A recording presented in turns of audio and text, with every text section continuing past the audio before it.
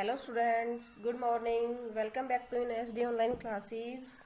Myself Sadhana, your science teacher. Yesterday we have done chapter 3, lecture 2. Now we will start our lecture. Today lecture.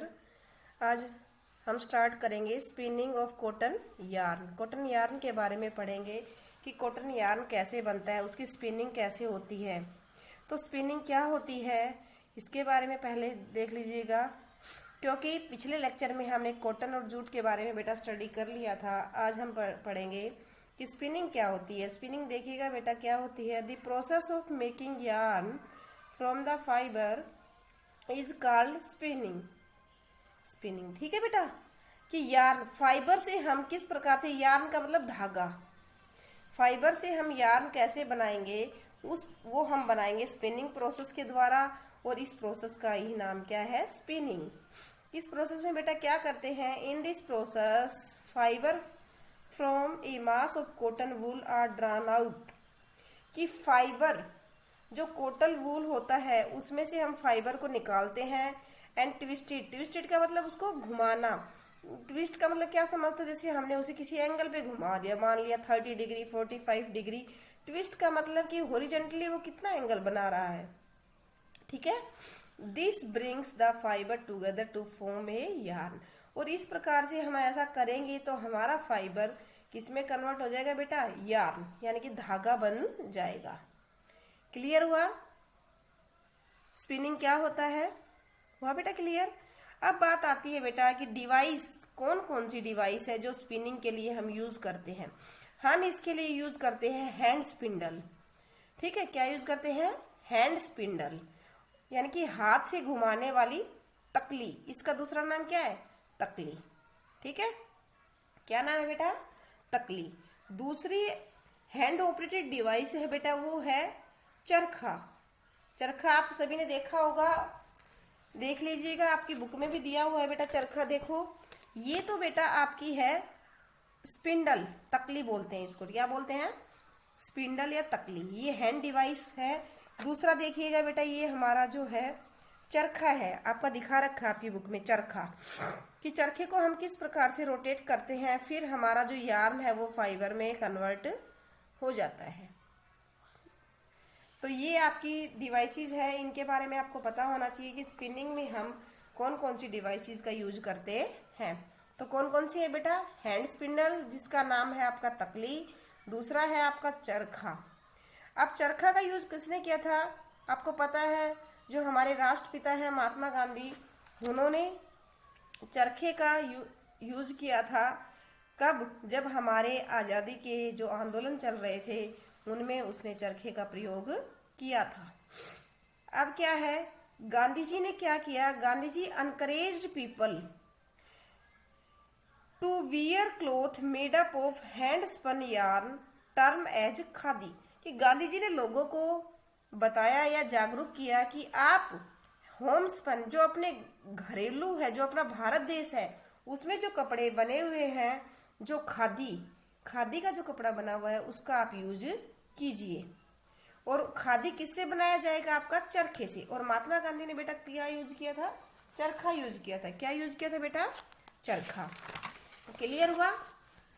अब क्या होगा देखिएगा आप, spinning of yarn on a large scale is done with the help of spinning machine. क्या है बेटा, देखिएगा, spinning of yarn यानी कि धागे को स्पिन करवाना। स्पिन करवाने का मतलब क्या है, रोटेट करवाना, ठीक है, घुमाना। स्पिन का मतलब जैसे आपकी घड़ी की सुई घूमती है ऐसे बेटा, ये आपका क्लॉकवाइज हो गया। अगर हम इसको ऐसे घुमाएंगे, ये तो क्या हो गया, क्लॉकवाइज, घड़ी की सुई ऐसे घूमती है ना। अगर हम कैसे घूमेंगे, यू घूमेंगे, ये क्लॉकवाइज, और इससे ऑपोजिट घूमेंगे तो वो आपका क्या हो जाएगा बेटा, एंटी क्लॉकवाइज। इसे हम क्या कहेंगे, क्लॉकवाइज। क्या कहेंगे बेटा, क्लॉकवाइज। तो हमारी स्पिनिंग क्लॉकवाइज भी हो सकती है और एंटी क्लॉकवाइज, जैसा कि आपकी जो आपकी क्लॉक है वो करती है, ठीक है। तो स्पिनिंग किससे करेंगे, स्पिनिंग मशीन की हेल्प से करेंगे। किससे करेंगे बेटा, स्पिनिंग हेल्प की हेल्प जो मशीन करती है उससे करेंगे। After spinning yarn are used making fibre. Spinning के बाद जो हमारा यार्न है उससे हम इजीली फाइबर बना लेंगे। यार्न का मतलब हमारा धागा रेडी हो चुका है।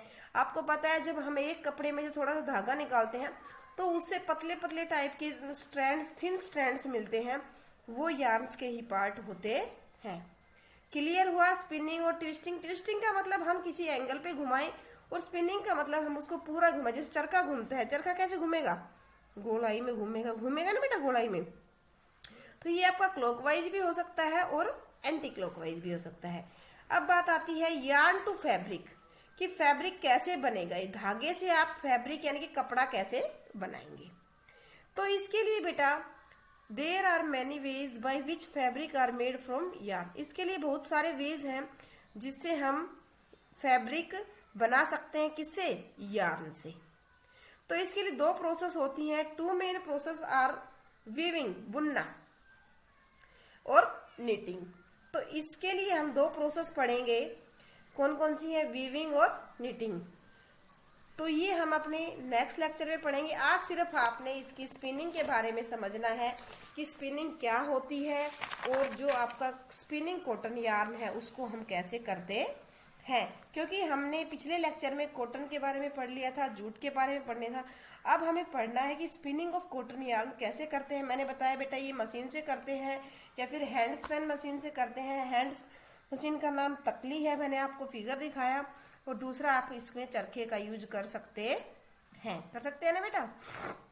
तीसरा कि फाइबर बनाने में यार्न से जब हम फैब्रिक बनाएंगे, यार्न से जब हम क्या बनाएंगे बेटा? फैब्रिक बनाएंगे, तो उसमें कौन कौन सी प्रोसेस होती है? दो प्रोसेस होती है, वीविंग एंड नीटिंग। तो ये तो आज हमारी रीडिंग थी। और बेटा मैंने आपको एज ए एक्सरसाइज ये वाला दिया था कि मैंने fibre complete the flow chart मैंने आपको दिया था।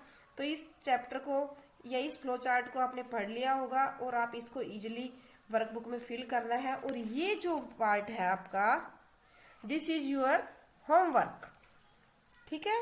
Material use to make the wick of, ये आप इजीली इससे फिल कर लीजिए कि विक लैम्प की किससे की बनी होती है। फ्रूट ऑफ कॉटन प्लांट को क्या बोलते हैं बेटा?